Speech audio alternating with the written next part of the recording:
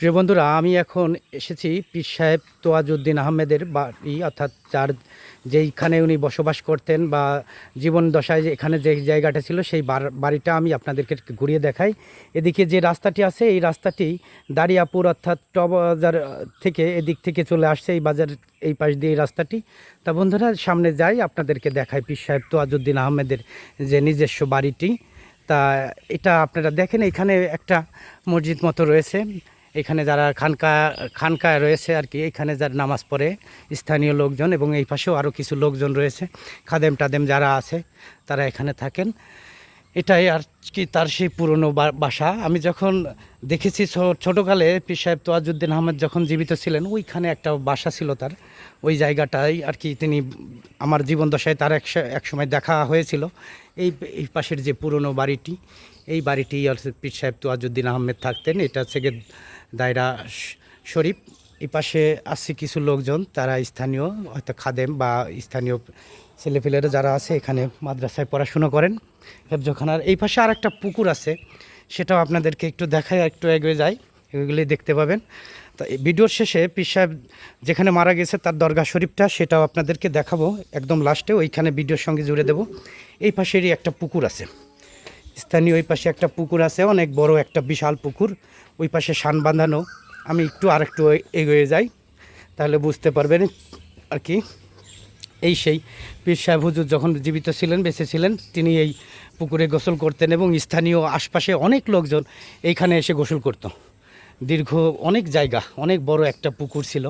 এই পুকুর নিয়ে অনেক বিভিন্ন নানান কথা রয়েছে, বিভিন্ন কিছু রয়েছে, সেটাও হয়তো আপনারা জানেন। সেটা জানলে অবশ্যই কমেন্টে জানাবেন কি কি বিষয় রয়েছে। স্থানীয় লোকজন রয়েছে এই পাশ দিয়ে। আমি আবার ভিতরের দিকে যাই, এখানে পাশে একটা খানকায় রয়েছে, একটু ভিতরে ঢুকি আমি। আসসালামু আলাইকুম, ভালো আছেন আপনারা? আচ্ছা ঠিক আছে, এখানে নামাজ পড়ানো হয় না? আচ্ছা, এই পাশ দিয়ে বেরিয়ে যাচ্ছে। এইখানে আপনারা আসলে এটা কিসের জায়গা?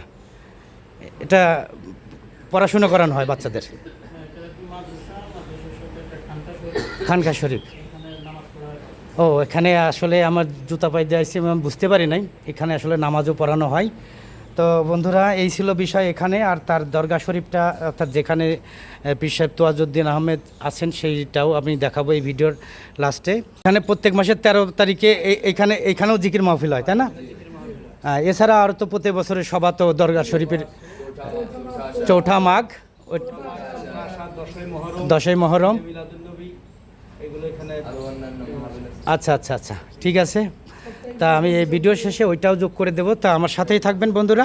আমি এখন বেরিয়ে যাচ্ছি। এখন বেরিয়ে যেয়ে পীর সাহেবের হুজুর যেখানে আসলে শায়িত আছেন যে মাজারটা, সেটার দিকে এখন যাচ্ছি বন্ধুরা। বন্ধুরা, এইটাই সেই পীর সাহেব তোয়াজউদ্দিন আহমেদের অর্থাৎ মাজার বা শায়িত আছেন এইখানেই তিনি। এই জায়গাটা ভিতরটা অল্প একটু দেখাই আপনাদেরকে। বাসা বাড়ির বিষয়টা আপনাদের প্রত্যেক ভিটাটাও দেখিয়েছি। এটা হচ্ছে পীর সাহেব তোয়াজউদ্দিন আহমেদের কবরস্থান, অর্থাৎ দারিয়াপুর পীর সাহেব তোয়াজউদ্দিন। এখানে সাইনবোর্ডে অনেক কিছু লেখা আছে, ভিডিওটি পুশ করে হয়তো দেখে নিয়ে পড়ে নিতে পারেন। তারই পাশে রয়েছে সুন্দর একটা গম্বুজ। এইখানে প্রত্যেক বছর যে চৌঠা মাঘে যে সভাটা অনুষ্ঠিত হয়, তারই পাশে রয়েছে আর একটা মসজিদ। স্থানীয় লোকজন বা তারা সবাই মিলে এই মসজিদে নামাজ পড়তেন, এবং স্থানীয় লোকজনরা এখনও এই জায়গাটায় নামাজ পড়ছে। এখন 2 তলা একটা বিল্ডিং এখানে তৈরি হচ্ছে, আর সামনের যে জায়গাটা জুড়ে রয়েছে 4-5টা জুড়ে, এই জায়গা জুড়ে আর কি প্রত্যেক বছরে চৌঠা মাঘে এখানে এই সভা অনুষ্ঠিত হয়। তারই পাশে রয়েছেন তার স্ত্রীর যে কবরটি রয়েছে ওই পাশে, ওইটা।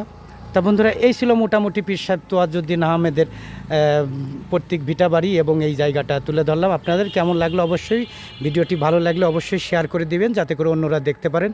আর ভুল ত্রুটি হলে সেটা ক্ষমা সুন্দর দৃষ্টিতে দেখবেন। তো ভালো থাকবেন সবাই, আল্লাহ হাফেজ।